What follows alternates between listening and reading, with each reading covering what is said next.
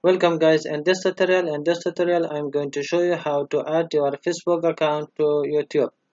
As you can see, I already added my Facebook page and Telegram. So now I'm going to show you how to add the Facebook account. So from here, click to customize channel.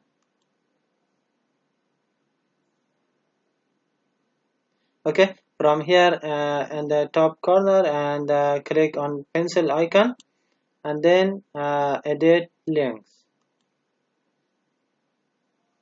Okay, and now scroll down, click to add, and here add your Facebook account name. So I'm going to add my Facebook group,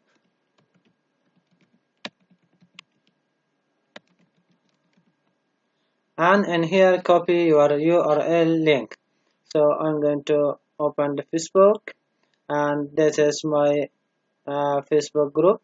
So now I'm going to copy this link, right click, then copy, and then go to back to YouTube, and then right click in here and paste, and then done. Here you go. This is the link that I added to the YouTube.